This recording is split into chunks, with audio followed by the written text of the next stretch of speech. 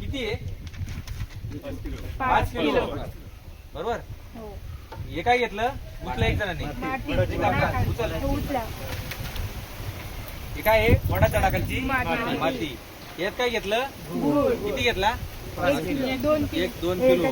बेसन पीठ किती घेतलं? 1 किलो बेसन पीठ. कोणची डाळना पीठ चालेल बरं का? पाणी किती घ्यायचं आपल्याला? 100 लिटर. जीवामृत करताना 100 लिटर. जास्त घेऊ शकता, मग तुम्हाला प्रमाण वाढावं लागेल. आपलं प्रमाण आहे कमी. बरोबर आहे.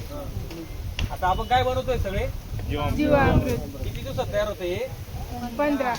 7 ते 10 दिवसामध्ये. आपण 15 दिवसात जास्त पण ते लवकर वापरायचं, त्याला जास्त काळ आपण ठेवू शकत नाही. आता प्रत्येकाने जो टाकल त्याने जोरात ओरडायचं, सांगायचं मी काय टाकतोय. चल, 1 नंबर काय आहे? जोरात शेण. किती आहे? 5 किलो. टाक माहिती.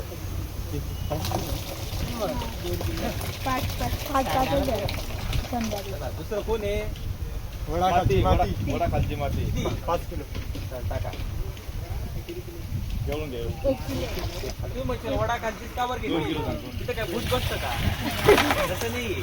वडाच्या झाडाकडे आपण वर्ष बघा तेव्हा झाड राहतं, त्याच्यामध्ये जास्त प्रकारात बॅक्टेरिया राहतात. नाही 5 नाही 2. आता काय घेतलं? बेसन. किती आहे? 2 किलो. टाक मग. चला, दुसरं कोण आहे? जोरात सांगा. गुळ किती घेतला? 2 किलो. टाका.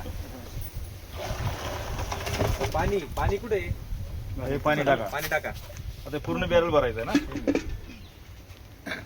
पूर्ण बॅरल. काठी आहे का? काठी.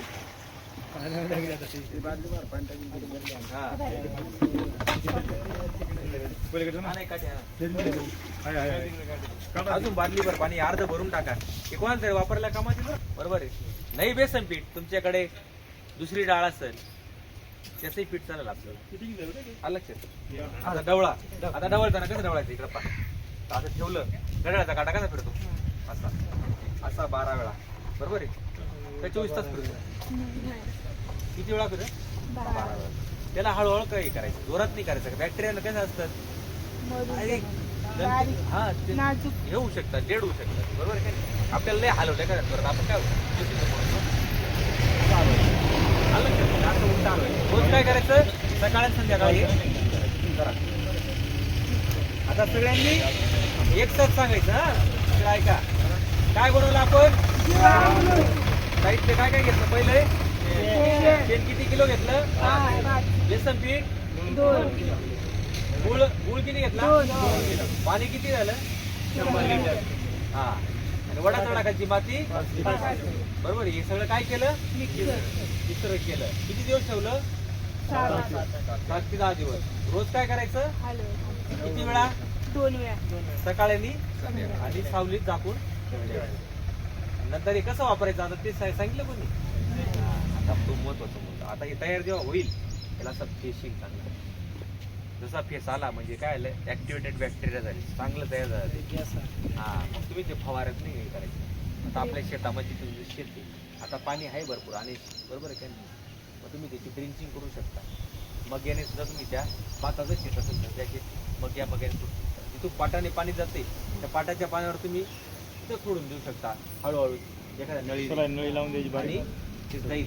बरोबर पोचतं ते. बॅक्टेरिया बरोबर जातो. दिसत नाही डोळ्याला. आवाज दिसते का डोळ्याला? आहे ना. तसा प्रकार. आलं लक्षात? तरी जमल. आता आलं लक्षात? हे आपण काय बनवलं? कशासाठी? याचा उपयोग काय आहे?